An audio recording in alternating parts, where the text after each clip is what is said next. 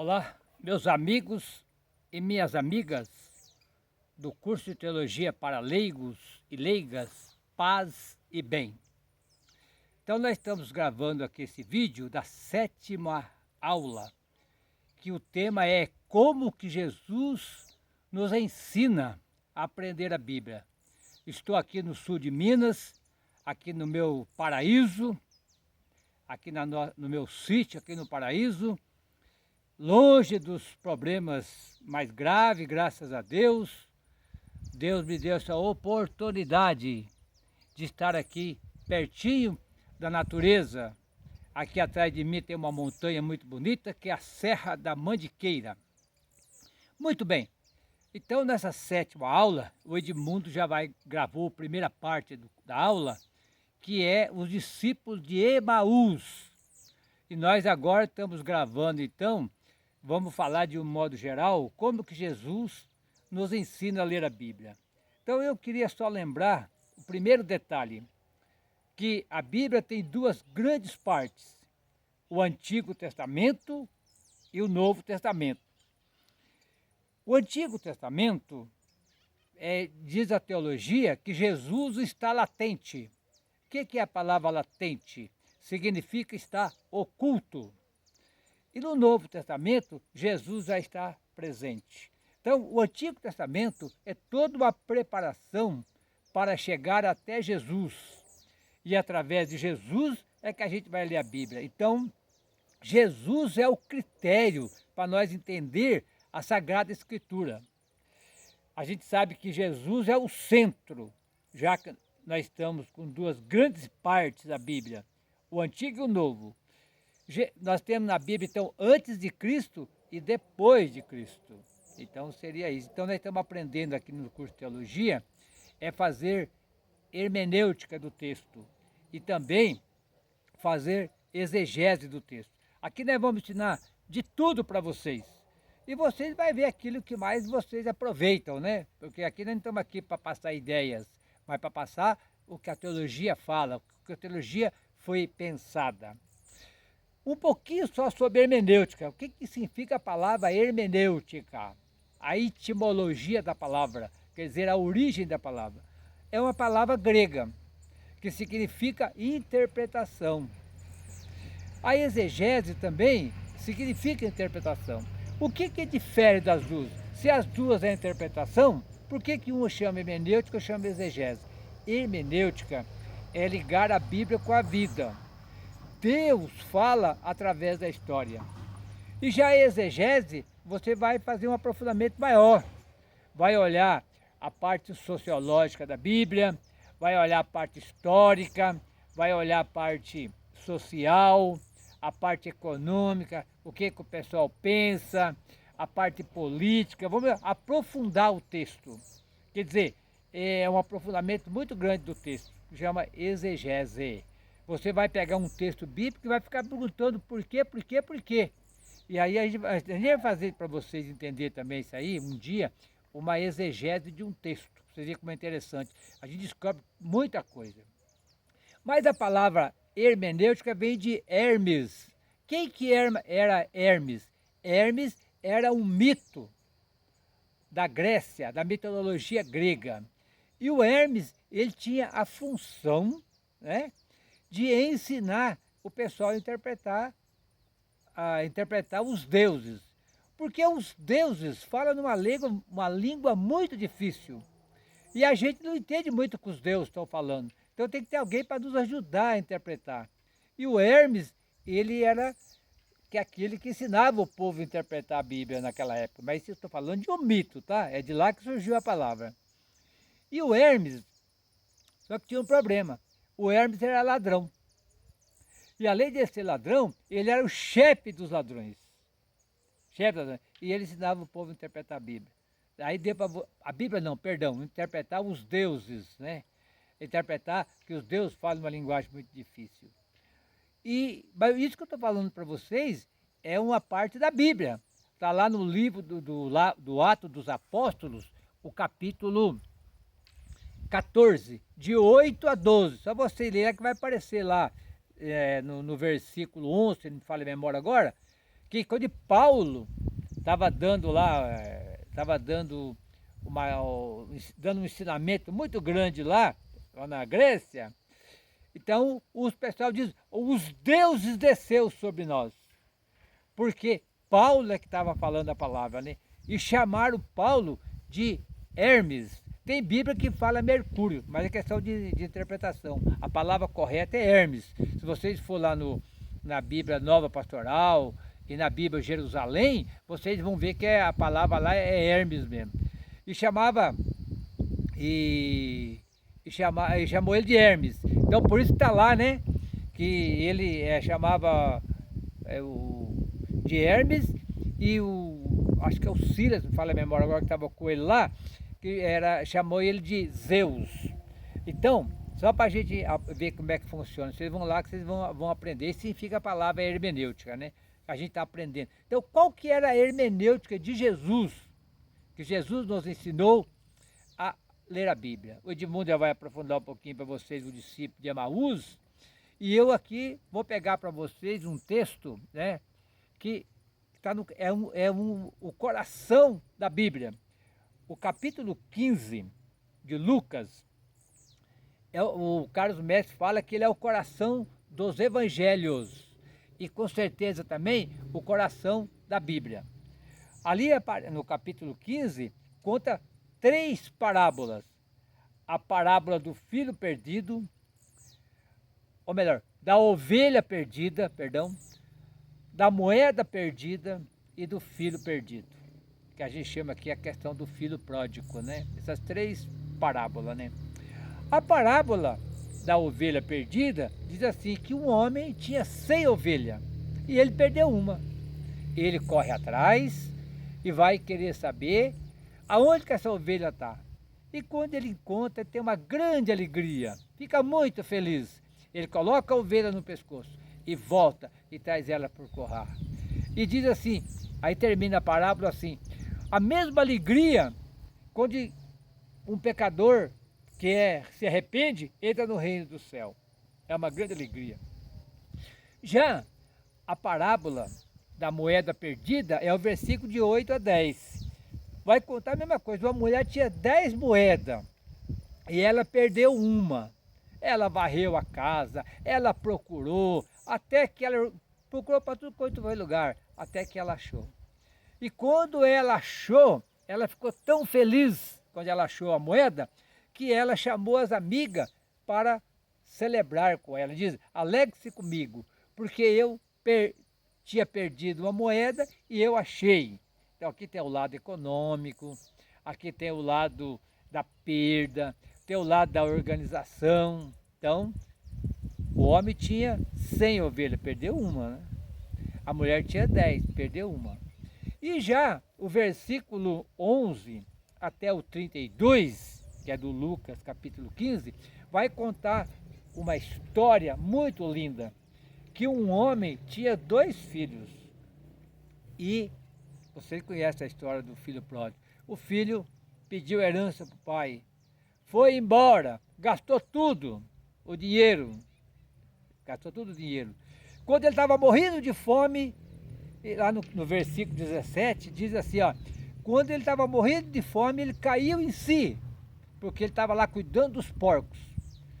E tinha vontade de comer a comida dos porcos, mas nem isso lhe davam. E ele disse, lá na casa do meu pai, os empregados têm pão em abundância, eu aqui morrendo de fome, eu vou voltar. Só que eu não vou voltar mais como filho, não sou mais digno, mas eu vou voltar como empregado. E chega lá, ele vai falar, pai, pequei contra Deus e contra ti, eu não sou digno de ser o seu filho. Me aceita como empregado. E voltou. Quando ele estava longe para chegando, o pai estava lá olhando todos os dias a hora que ele ia chegar. Quando o pai viu, correu. Quando ele chegou, falou, pai, pequei contra Deus e contra ti.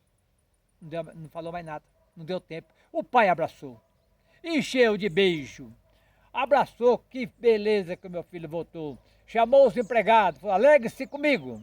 Lá, olha, alegre porque achou a ovelha, alegre-se porque achou a moeda, agora alegre-se porque o filho voltou. E daí no final, da história, estou resumindo aqui, no final da história, o filho mais velho ficou bravo, porque o pai aceitou o filho de volta. E ele falou, filho, entra para dentro, venha comer, venha aqui cear conosco. Ah, não vou entrar não, porque seu filho gastou todo o seu dinheiro à toa, com prostituta, e o senhor aceitou ele de volta. Ele disse, não, mas esse filho estava perdido. E ele foi encontrado, venha alegrar-se comigo. Então aqui parece 3, 4 vezes a palavra alegre-se comigo. Olha que bonito. Como que Jesus está ensinando a ler a Bíblia então? Para ler a Bíblia com alegria. Ler a Bíblia com compaixão. Vai buscar a ovelha, procura a moeda. O filho está perdido, pede perdão, volta. O pai aceita. Olha que maravilha. Que linda essas 3 parábolas, né? Então, como que Jesus nos ensina a interpretar a Bíblia? Então vamos ver aqui alguma coisa aqui para a gente entender. Eu vou ler, então, a história da moeda perdida, tá? Viu, criança? Só para nós entender aqui direitinho, então, o Lucas aqui, que é o capítulo 11, certo? Capítulo 11, perdão, capítulo 15, versículo de, no caso nosso aqui, é de 8 a 10, tá? De 8 a 10. O capítulo 15, então eu já contei, né, que é as 3 parábolas. Aqui diz assim, olha, qual é a mulher que tiver 10 moedas de prata e perder uma, não acende uma lâmpada? Varre a casa, procura cuidadosamente até encontrá-la. Quando encontra, chama as amigas, vizinhos e diz, alegre-se comigo, porque encontrei a moeda que tinha perdido. Eu lhe digo, da mesma forma, a alegria entre os anjos de Deus por um só pecador que se converte. Olha como é que termina aqui a parábola. E mesma coisa também aqui, ó, ele fala aqui no versículo 7 da ovelha perdida lá. Eu lhe digo, haverá mais alegria no céu por um só pecador que se converte, do que porque 99 que são justos. É justo, tá bom, já é nosso mesmo. Agora o importante é que as ovelhas, que foi aquela que estava perdida, que foi uma grande alegria. Então aqui, crianças, presta atenção comigo, que tem umas coisas boas aqui para a gente entender aqui. Olha só, a mulher perdeu uma moeda de prata, ela acende uma lâmpada. O que significa isso? Sempre quando a gente for ler um texto bíblico, acender uma lâmpada. Quer dizer, é a luz do Espírito Santo. Sem o Espírito Santo, a gente não entende nada da Bíblia. A gente só entende a Bíblia através do Espírito Santo.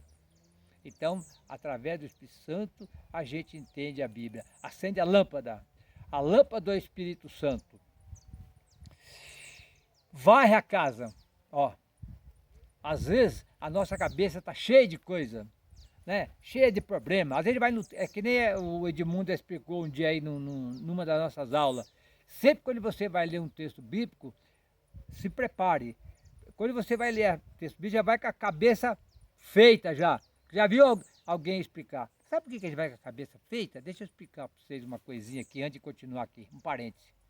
Quando a Bíblia chegou aqui no Brasil, ela já chegou interpretada já. Primeiro veio a interpretação da Bíblia, depois que veio a Bíblia. Aí por isso que tem muitos problemas na Bíblia lá. Diz assim, olha lá, Maria Madalena prostituta. Não tem? Não tem. Tem lá que Maria Madalena é pecadora, tudo bem, eu também sou pecador. Maldito o homem que confia em outro homem. Pô, mas então não podemos confiar em ninguém? Mas está assim na Bíblia? Não, está diferente, não está desse jeito não. Então quer dizer, tem muita coisa que a Bíblia... a Bíblia está falando do fim do mundo. Não, a Bíblia não está falando do fim do mundo. A Bíblia está falando do fim de um mundo. Porque mundo tem muito. Olha, tem o mundo da droga, o mundo da violência, o mundo da política, o mundo da injustiça. quando a Bíblia fala do fim do mundo, é o mundo da injustiça que deve acabar. E vir o mundo da justiça, o mundo do amor, do perdão, da partilha, salvar vida, curar pessoa. É isso que é o mundo que ele está falando aqui nesse momento, sabe? Então, é isso que está falando. Aí, vai à casa, procura cuidadosamente o que está lá no texto. É isso mesmo que está falando? Ah, até encontrar, olha. Quando você encontra, chama os amigos e vizinha e diz: alegre-se comigo, porque encontrei a moeda. Então, quantas vezes lê um texto bíblico, às vezes 50, 100 vezes, e a gente não encontra a moeda perdida. Aqui está, o que a Bíblia está nos ensinando? A vida. A Bíblia nos ensina a encontrar vida, melhorar a vida de todo mundo.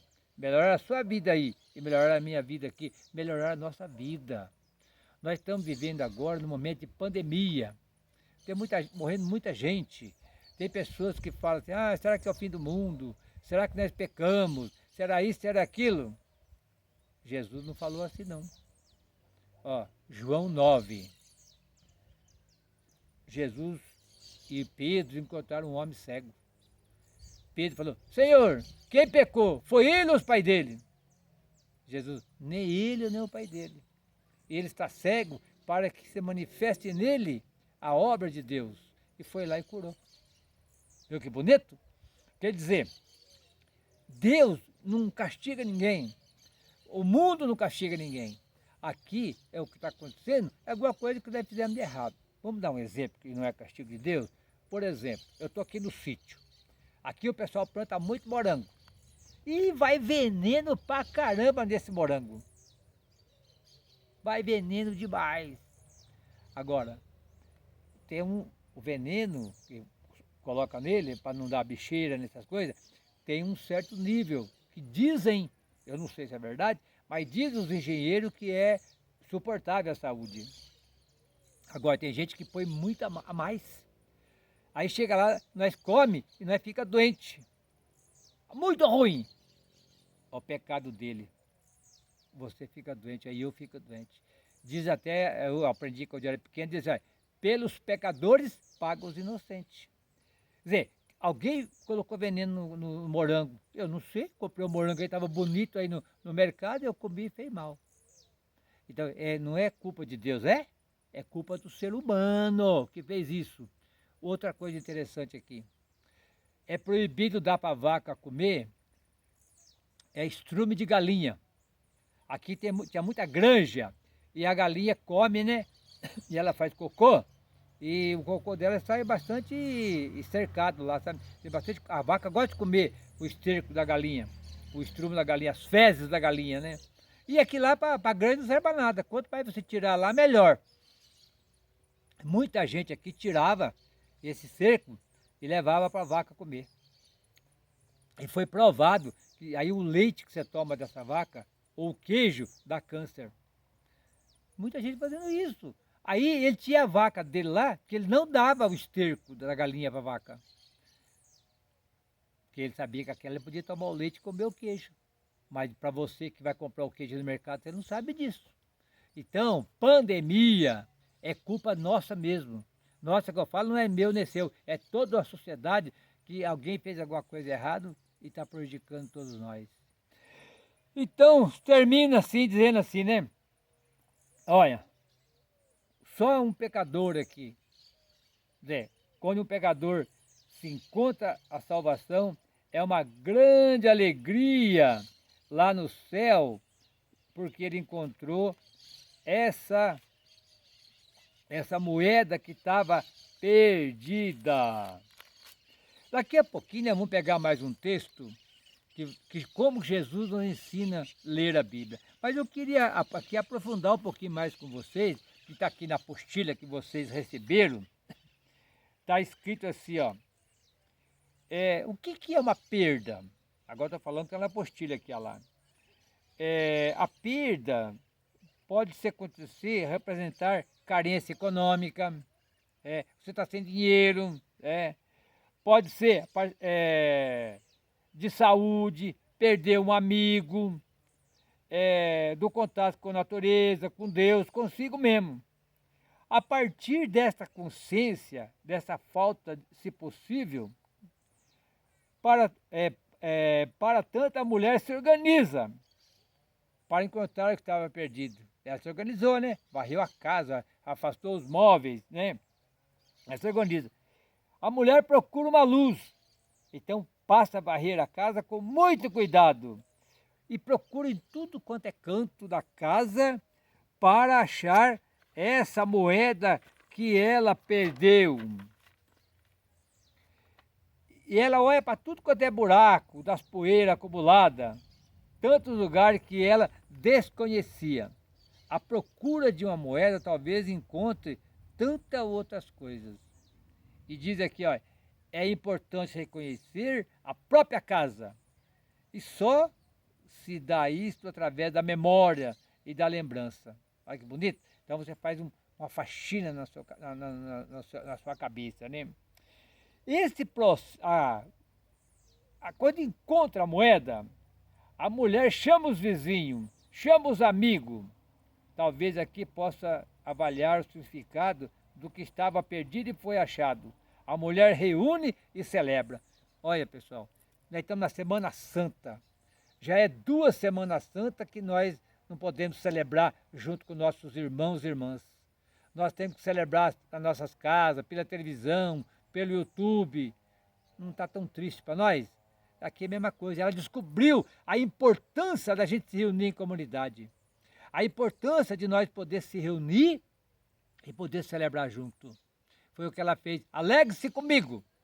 Quer dizer, quando a gente está alegre, a gente quer partilhar com o outro. Quer partilhar com a outra. Essa é a grande importância de uma alegria. Alegria sozinha não tem graça. Já pensou, né, está assistindo um jogo de futebol e seu time marca um gol. Aí todo mundo vibra, mas você sozinho vai vibrar com quem? Então, quando você tem uma alegria, você corre, você quer passar essa alegria para alguém. Quando você conhece Jesus também é assim. Olha, eu descobri uma coisa tão importante. Eu descobri uma pérola dessa pessoa que veio ensinar a me interpretar a Bíblia, que veio me ensinar como é que é a vida. Por isso que tem aquela parábola lá, né? É que o reino de Deus é como o homem que encontra uma pérola. Quando ele acha aquela pérola, ele vai lá, vende tudo que ele tem e compra aquele terreno. O que significa isso? Você deixa de ser ganancioso, deixa de ser gananciosa. Todo mundo só quer pra gente. Eu também, todo mundo é assim, eu quero pra mim, pra mim, pra mim. E eu esqueço que o outro também precisa. E para encerrar, então aqui é muito importante, quando a gente for ler a Bíblia, a gente analisar a parte sociológica da Bíblia, que é olhar a Bíblia pelos 4 lados. Hoje no mundo nós vivemos assim, né? Que é o lado econômico. Como é que está a nossa economia? Com essa pandemia agora, está todo mundo com medo, muita gente perdeu emprego, muita gente não tem o que comer, estão fazendo campanha. Hoje mesmo passou que o pessoal que trabalhava por conta, muita gente, mais de 50 milhões de pessoas, 80% está parado. E da onde vem? Como é que vai fazer para pagar as contas? Como é que vai pagar o aluguel, para comer? Então é o lado econômico. O outro lado é olhar o lado social. Como que nós se relaciona? Como é que está a nossa vida com o outro, com a outra? O social é relacionamento. É violência.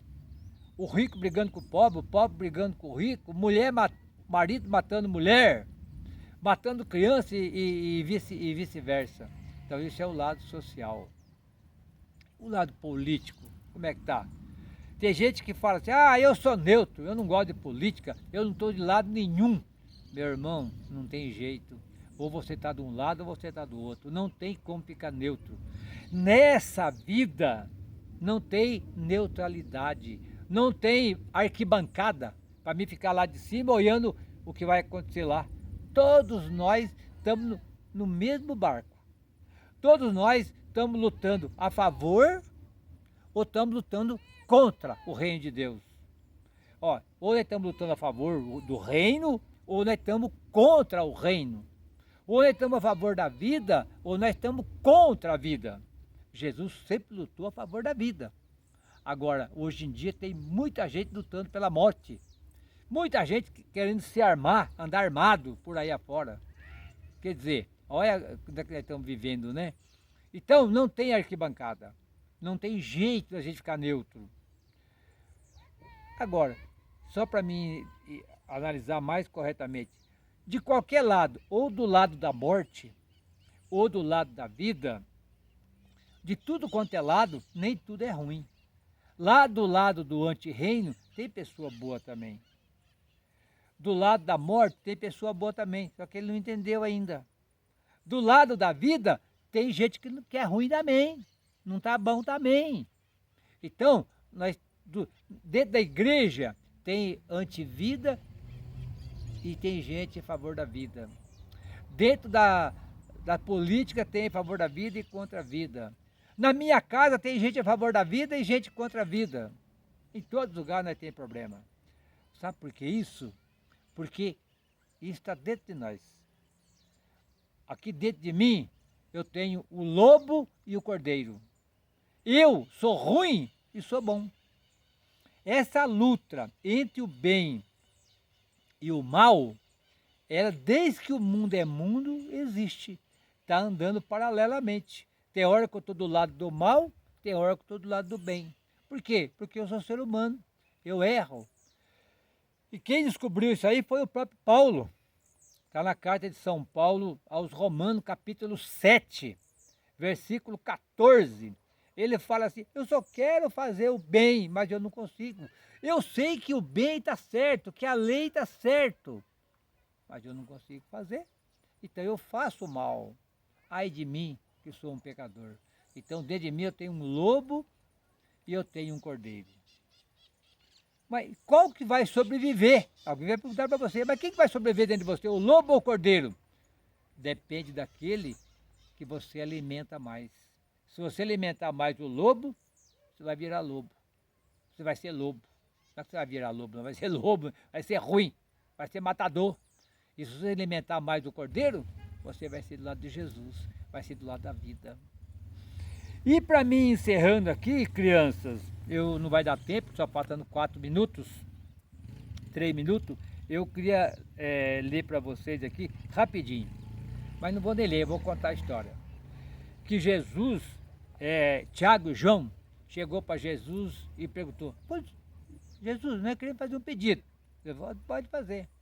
Quando o senhor chegar lá no seu reino, coloca um de nós à direita e outro à esquerda. Jesus falou, mas vocês sabem o que vocês estão pedindo? Vocês podem beber do cálice que eu vou beber? Ele falou, podemos. Vocês podem beber, ou melhor, pode ser batizado do batismo que eu ser batizado? Podemos. Mas ele diz, vai quanto sentar do meu lado, do lado direito e do lado esquerdo, não depende de mim, depende daquele para quem Deus o preparou. Isso aqui está no versículo 40, eu estou falando no capítulo 10 de Marcos, do 35 ao 45. Quando os outros 10 discípulos ouviram isso, ficaram muito com raiva, ficaram com raiva de Tiago e João, porque todo mundo queria poder. Jesus chamou eles e disse, olha, os governantes, os reis mandam nesse mundo e cometem injustiça, são tiranos, e os poderosos os dominam. Mas entre nós não pode ser assim. Quem quiser ser o mais poderoso, deve ser aquele e aquela que serve um aos outros. Porque o Filho do Homem não veio para ser servido, ele veio para servir e dar a vida para todo mundo. Aqui, olha como Jesus está ensinando a ler a Bíblia, nada de querer poder. Nós temos que viver, partilhar a palavra, partilhar o pão, partilhar a vida, agradecer todo mundo, ser alegre com todo mundo e ser um homem e uma mulher de Deus. Porque assim nós vamos aprender a ler a Bíblia. Ah, mas lá na Bíblia tem um lugar que o pai manda matar o filho. Está lá no livro do Deuteronômio, capítulo 21. Depois eu coloco para vocês aí, que acho que é 21:8. Mas não é por aí, né? Deus não quer que mate ninguém.